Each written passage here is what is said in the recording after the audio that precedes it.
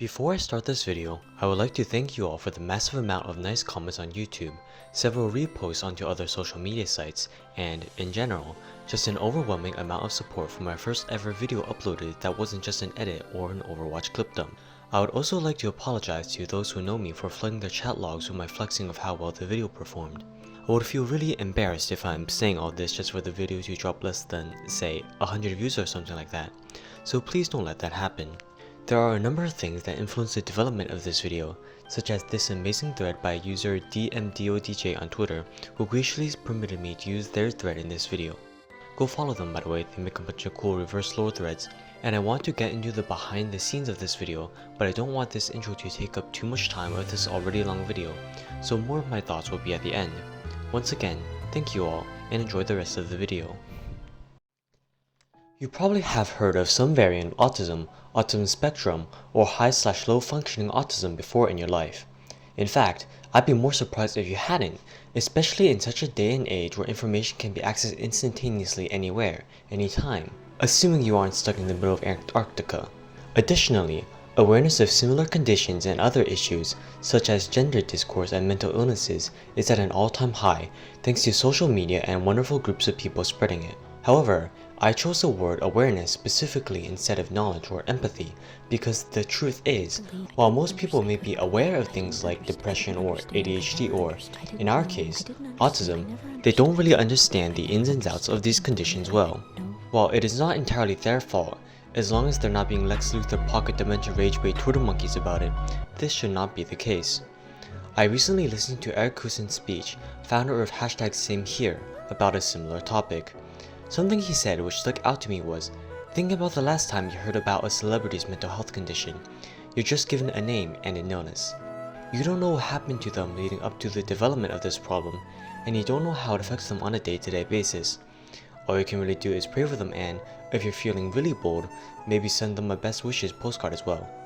I recommend that you all check him out on his mission sometime, as he just really is a phenomenal speaker. A similar thing happens with neurodivergency, and the number of people who have faked neurodivergency for views isn't helping.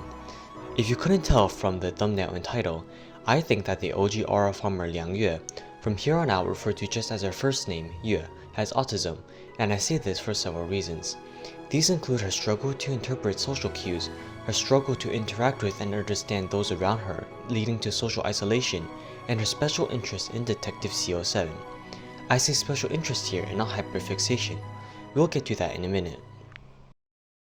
Before we proceed, it would normally be wise to define what we are discussing. What exactly is autism? However, autism isn't something tangible with a fixed definition, hence its other name, autism spectrum disorder. Let's go over a brief introduction to the history of autism diagnosis. Some of the first traces of autism in historical records can perhaps be found in early myths. Take, for example, the European myth of the Changeling.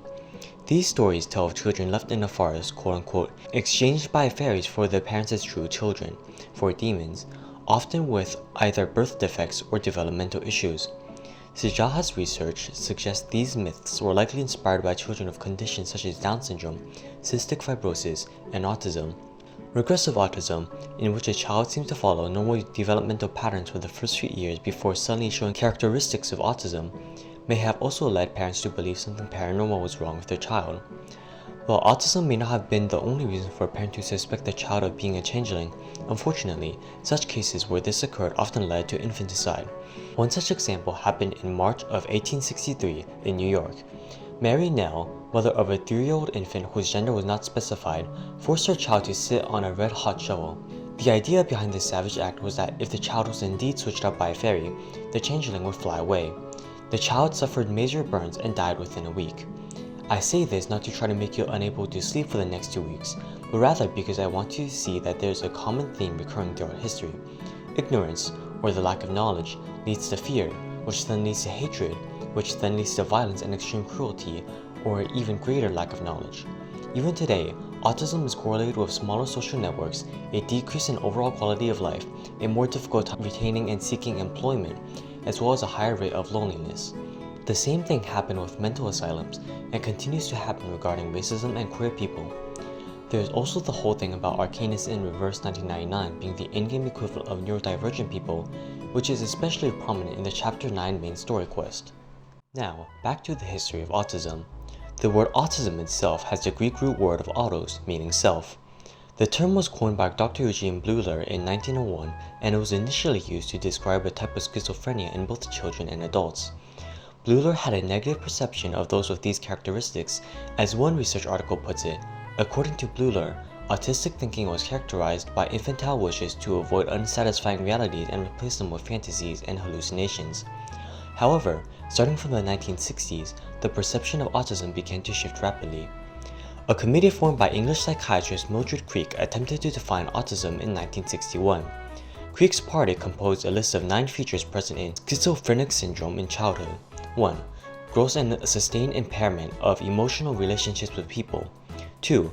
Apparent unawareness of his own personal identity. 3. Pathological preoccupation with particular objects. 4. Sustained resistance to change in the environment. 5. Abnormal perceptual experience. 6. Acute, excessive, and seemingly illogical anxiety. 7. Speech may have been lost or never been acquired. 8. Distortion in motility patterns. 9. A background of serious I'm not saying that, in which issues of normal, near normal, or exceptional intellectual function or skill may appear. Today, several of these remain true, such as difficulty in forming emotional relationships with others, special interests, sensory issues, delayed speech development, and excelling in one of the following areas: math, science, music, or art. You will recognize a few of these as what I have described is present in Yue. Approximately 10 years later, in 1972, the British leading child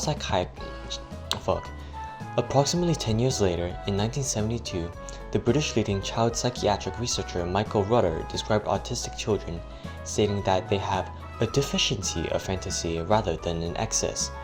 I could elaborate further on how the autism screening process has evolved, scientific developments into tracking the physical signs of autism, and so on.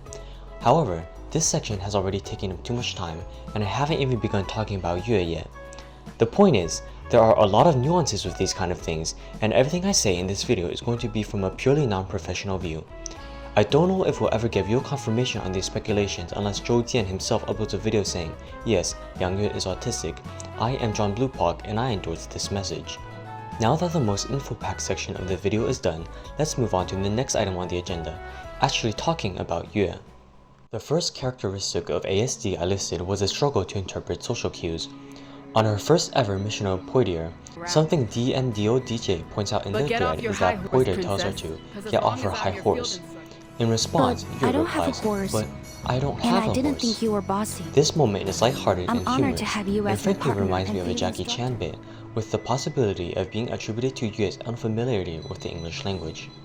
However, right after the mission, while Yue and Poitier are having dinner at a burger place right before they discuss Nora's movie shoot, Poitier learns of Yue's past and tells her, "A childhood like that is rough, kid. It's bad for your head, bad for the job too." Yue is once again confused.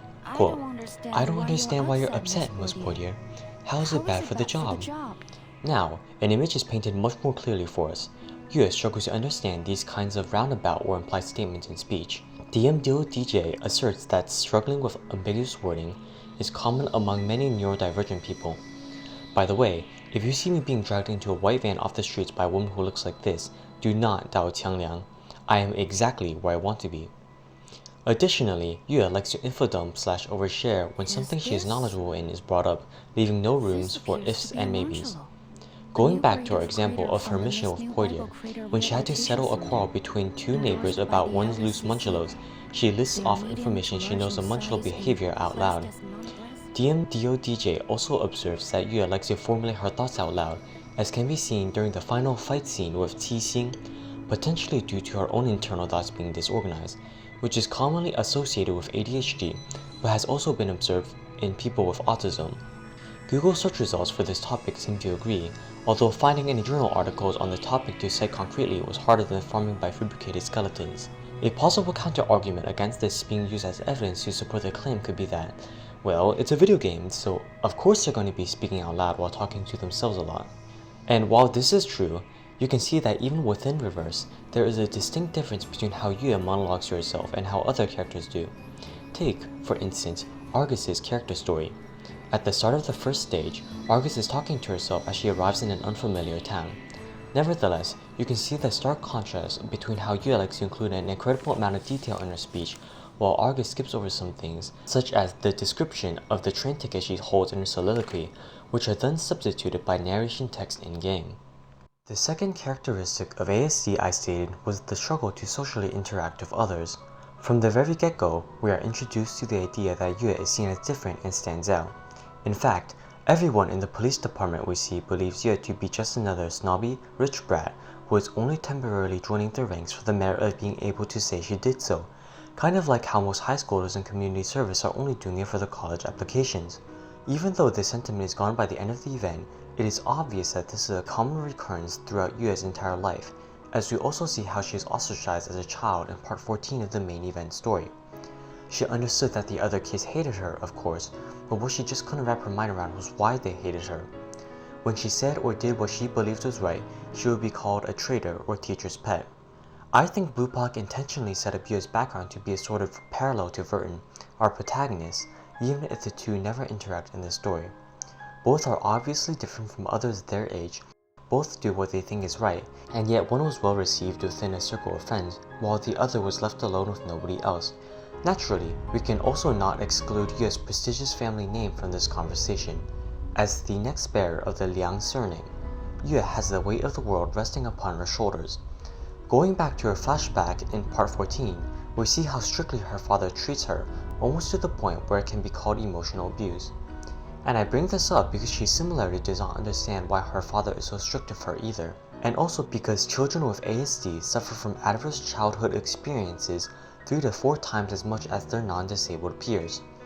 This thus leads to a plethora of other problems, such as social anxiety, depression, and suicidal ideation down the road. Being treated like this from such a young age, with no other recourse other than Detective CO7, would evidently lead Yue to curl up on herself and stop her from being open to others. And, speaking of, this brings us to the third and final characteristic I mentioned, her special interest in Detective CO7. I think it's safe to say that everyone who played the Showdown in Chinatown event with at least one of either functioning ears or eyes knows about Detective CO7's importance in Liang Yue's life. And if you skipped it, well then you probably should have completed it before watching this video, but who am I to judge? Now, I promised earlier that I would make the distinction between a special interest and a hyperfixation, so I'm going to do that right here. I don't think there's any fancy schmancy scientific definition for these terms, but while both help regulate emotions as well as stress and are driven by genuine passion, hyperfixation tends to refer to a short-term engrossment of a particular thing, changes often, and is characterized by quick bursts of hyperfocus. Special interests, on the other hand, tend to be much longer lasting, sometimes for an entire lifetime, are essential to a person's perception of self and identity, and are engaged in regularly. Yue describes the first time she went to see Detective CO7. Betraying her father's wishes, she used up every last coin saved up in her piggy bank to go to the theater, if it could even be called that. From the little we are allowed to see, it seems more like a repurposed small classroom or storage closet, more than those fancy IMAX cinemas. The interview of T-Sing at the end of that film stuck in her mind forever. She saw CO7 as a role model she could look up to and base herself on, someone who was strong, the embodiment of justice herself, someone who fought the wicked, dispelled evil, and maintained the peace of the world. And this is precisely why her summoning of Qiangliang fails in that fight scene with T-Sing in the alleyway. She could not bring herself to bare her fangs against T-Sing, who, to her, was more than just an actor in a movie. To Yue, T-Sing and Detective CO7 were one and the same, and to attack her were to be destroyed a part of herself. Thus, her incantation held no conviction, Qiangliang was not summoned, which led to T-Sing's escape as well as Yue's injury. Detective CO7 stayed with Yue throughout all her hardships, and I doubt she'll ever forget her. Though, a funny alternative explanation would be that the brick phone Yue held had just run out of battery, as we were informed via a story trace that Qiangliang is technically powered by modern electricity. So, what have we learned today? That Liang Yue may or may not have autism, but probably does. As stated previously, at the end of the day, all I'm doing is deduction and guesswork about things that may never be confirmed. However, I still want you to leave this video having even just a little bit more knowledge on autism than you did prior. While this video is on the less serious side, I wholeheartedly believe that not just awareness, but knowledge as well, for this and similar topics is important. as I had little in-depth knowledge of this topic beforehand. If I've misspoken about anything in this video and I was just making shit up, a comment disclosing my incorrectness would be appreciated. If you would like to read the script for yourself and access all the images I used in the editing of this video, as well as the sources I've cited, the link to a Google Drive folder containing everything is pinned in the comments. And while you're there, I have a request I would like to make. After this, I am planning to make a guide video on how to play either most or all of the characters in this game, depending on how much time I have. But after that, I am plumb out of ideas. So if you have anything you would like to see me make a video about, feel free to comment it down below. Also, another really important thing I want to mention before the video ends quickly. Thanks to the great reception of the previous video, I applied to the Reverse 1999 Content Creator Program and actually got accepted. And once again, thank you all for watching, and especially to the friends who witnessed the progression of this video as it flew off the drawing board and into this YouTube page, as well as the people who shared and reposted my video into various places. Sorry, I know I said that was the end of the video, but I have something really important I want to share with anyone who watches this video, no matter how many people do, be it 10,000, 100, or 1. As I am writing this addendum to the video script on October 29th, 2025, I have been made aware of the passing of Reverse 1999 content creator Fructose through a YouTube post by Bones and Apples, which will be linked in the description. The post was heartbreaking, and it genuinely hurt me to read through it. I hadn't actually realized it, but I had watched one of her videos a month ago and forgotten her name.